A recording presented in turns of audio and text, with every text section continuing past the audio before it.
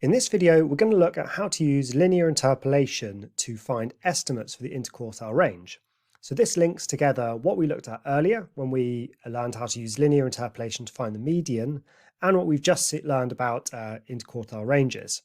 So let's have a look at this question. It's the same question we looked at before. Earlier on, we looked at using linear interpolation to estimate the median here, and this was about rainfall, total daily rainfall in Herne. So we're just going to use the same process, but to find quartiles. So remember that when we've got group data, we don't, when finding the median, we don't do the n plus 1 over 2, we just divide it by 2 and we go with that. It's the same idea for quartiles. We don't do the whole round up if it's a decimal and add half if it's a whole number. We just divide by 4 to find the lower quartile and we multiply by 3/4 to find the upper quartile. So since we've got a total of, well, we better work out actually how many days we've got first. So 121 plus 10 plus 24 plus 12 plus 17 is 184. So we better work out which position we're looking for the lower quartile. So I'll do 184 divided by 4. And this tells me the position of the lower quartile. So it's the 46th term. So let's use linear interpolation then to find this. Now, I recommend you pause the video and see if you can figure out how to do this before watching me continue. All right, so it's clear that the 46th term in my ordered list is in this first group here, because the first group contains the first 121 days in the ordered list. And so the 46th day must be in that group. Now, what fraction of the way, and so I'll just put a star because it's in this group.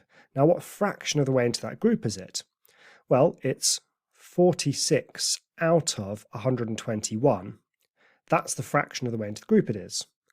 And we multiply that fraction, remember, by the class width. And the class width is 0 to 0.5, so it's 0.5.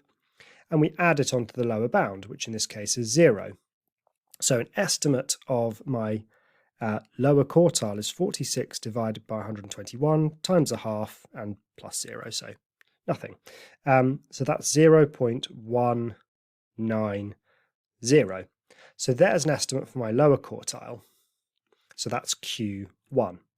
What about my upper quartile now? So rather than doing 184 divided by 4, I'm going to do 3/4 of 184. So that gets me 3/4 of the way through the data. 184 times 3/4 is 138. So I'm looking for the 138th term in my ordered list. So since it's not in the first term here, I'm going to want to keep a little cumulative frequency tally. So I've got 121 who are in my first group. By the time I add the next 10 days, that takes me up to 131. When I add the next 24, that takes me up to 155. So there are 155 days with up to 5 millimeters of rain. If I chuck in the next 12, it takes me up to 168. And if I throw in the final 17 days, that gets me up to, that's 167, isn't it?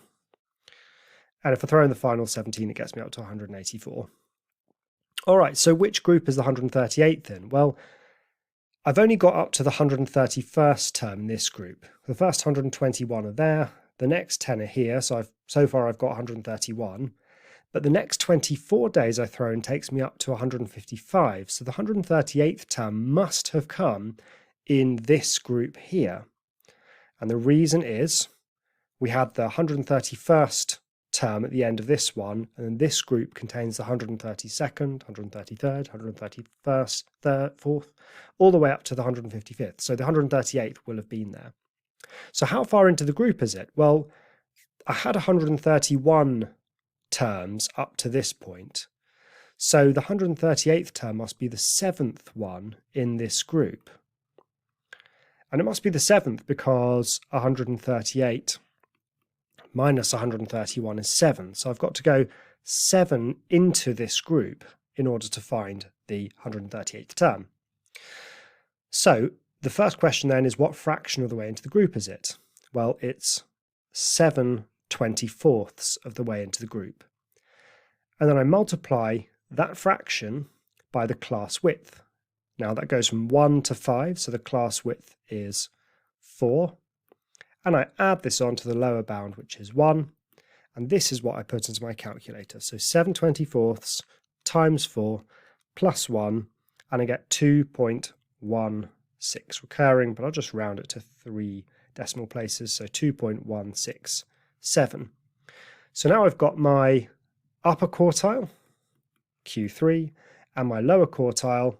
So I've answered the question, which is use linear interpolation to find an estimate for the upper and lower quartiles. So I've got that. Now, if we wanted to work out the interquartile range, we would just subtract these. So 2.167 minus 0.190, and we get 1.977. And remember the interpretation of that. That means that 50% of the days in Herne, and roughly 50%, it's an estimate, have a rainfall between 0.190 and 2.167. And so they span a range of 1.977, the middle 50% of the days. Now, we have to make all of the same assumptions that we discussed when I looked at this question earlier, such as in order to use this method of linear interpolation, we need to assume that the days are spaced evenly through the group. And we also discussed earlier that's probably not true in this case, because in fact, the vast majority of the days probably had 0 rain. So it's likely that the lower quartile is probably just 0 here.